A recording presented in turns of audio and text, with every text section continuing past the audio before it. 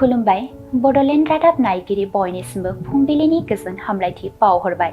दिनै 20 जुन 2025 इं मायथाइनि सानसेनि फानजामुथियाव थानाय राशिफोरखौ फरायथिनो लाबाय। मेष राशि नंखाय दाय साजायनानै गाज्रि मुं सुजानो हागौ। गोसोआव दुखु मोननांगोन। सांग्राङै सोलिनाया गोनां। वृष राशि गोसोआ दिदोम थागोन। मावनो गोनां खामानिफोरखौ गोसो होनानै मावफुंनो हागोन। साना गाहामैनो बारलांगोन। मिथुन राशि गोथार जुलिनि खालारा थि जागोन। नखरनि सुबुंफोरजों अनज्लायनाय गोरोबलायनाय फैगोन। रंजा खुसिनि सान। कर्कट राशि देहा सावस्रिया गोग्लैसोनो हागौ। बेराम आजार जागोन। जानाय लोंनायाव सांग्राङै सोलिनाया गोनां। सिंह राशि गिदिर खैफोद जानो हागौ। गुबुननियाव गोबां रां दाहार लानांनो हागौ। गोबां दुखु खस्थ' सहायनांगोन। कन्या राशि खामानियाव मुखुब जानानै थानांगोन। थांलाय फैलायजोंनो साना बारलांगोन। नखरनि सुबुंफोरनि मदद लायोब्ला गाहाम जागोन। तुला राशि गोग्गो देहा मोनफिननो हागोन। देहा सावस्रिया साबस्रांगोन। बेराम आजारनिफ्राय आरायग' मोनगोन। मोजां सान। वृश्चिक राशि समाजनि हाबा मावनो थाखाय गिदिर बिबान मोनगोन। नखर आरो समाजनि सुबुंफोरनि अनसायनाय थुलुंगाखांनाय मोनगोन। गोसोआव गोजोननाय मोनगोन।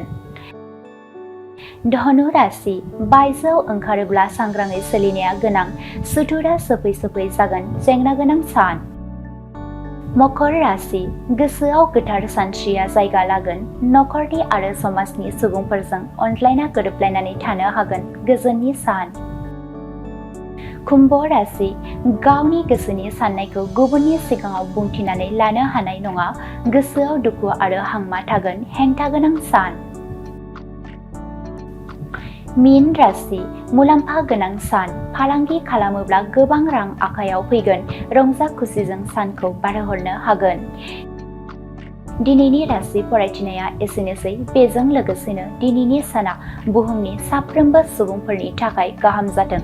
बेनि थाखाय बड'लेण्ड रादाब नखरनि जानानै इसोरनि खाथियाव आरज गाबनाय थाबाय। गोजोन्थों। मोनसे गोजोनथाव रादाब। क'क्राझार सहरनि साई मन्दिरनि साखाथियाव R&D र'ड वार्ड नम्बर 6 आव थानाय ब्रह्मानन्द ITI क'क्राझारा नोंथांमोननि थाखाय लानानै फैदों मोनसे सनानि खाबु।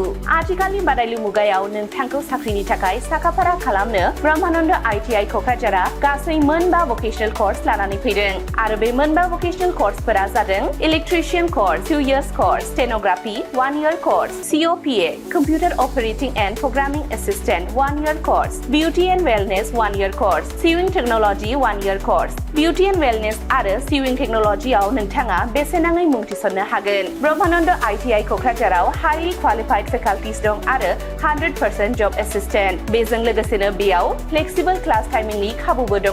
बेयाव CIPET, टुल गुवाहाटी बायदि नेशनेल इनस्टिट्यूटफोराव एजुकेशनल टुरनि थाखाय लानानै थाङो आरो रेलवे वर्कशप, बङाइगाव, APDCL बायदिफोराव इन्टार्नशिपनि थाखाय दैथायहरनाय जायो।